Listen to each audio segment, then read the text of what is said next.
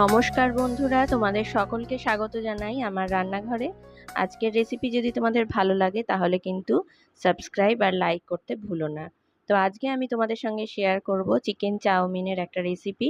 তার জন্য সবার আগে কড়াইতে জল দিয়ে নুন আর তেল গরম করতে দিয়েছি। এবারে তার মধ্যে আমি একটা নুডলসের প্যাকেট কেটে নুডলস বের করে সেটাকে সেদ্ধ করতে দিয়েছি। এবার এটা হাফ কুকড হয়ে গেলে এটাকে আমি জল থেকে ছেঁকে তুলে রাখবো। তারপরে খুব ভালো করে ঠান্ডা জল দিয়ে ধুয়ে এটাকে জল ঝরতে দিয়েছি। এবার দেখো এখানে ছোট ছোট পিস করে কেটে নেওয়া বোনলেস চিকেনের টুকরো আছে।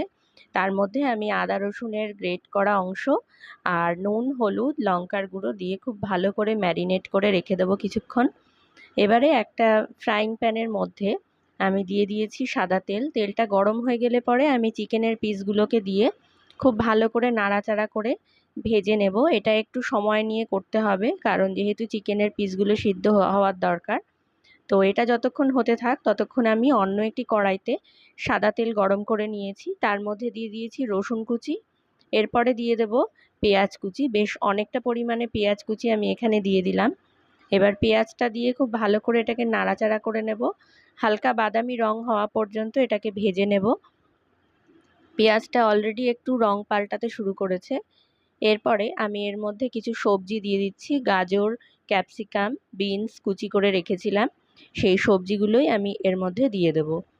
সবজিগুলো দিয়ে খুব ভালো করে নাড়াচাড়া করে এটাকে ভেজে নেব।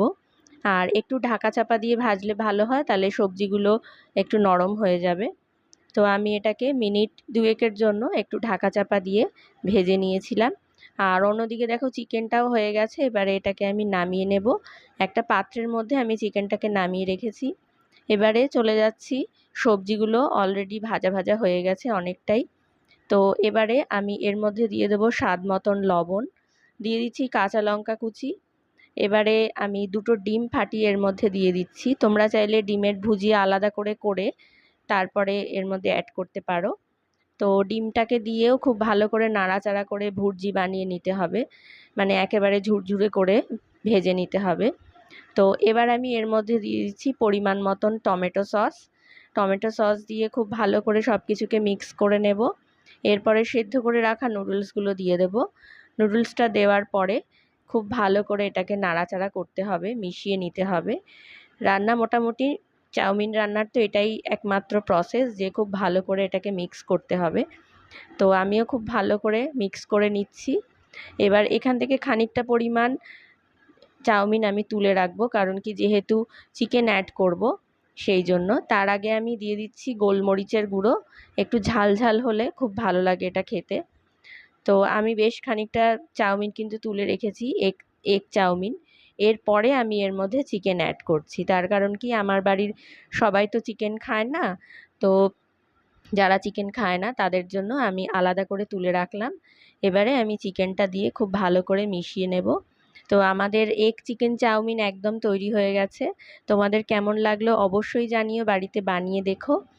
আর ভালো লাগলে, রেসিপি যদি ভালো লাগে, লাইক কমেন্ট আর সাবস্ক্রাইব করতে ভুলো না। সবাইকে অনেক অনেক ধন্যবাদ জানাচ্ছি।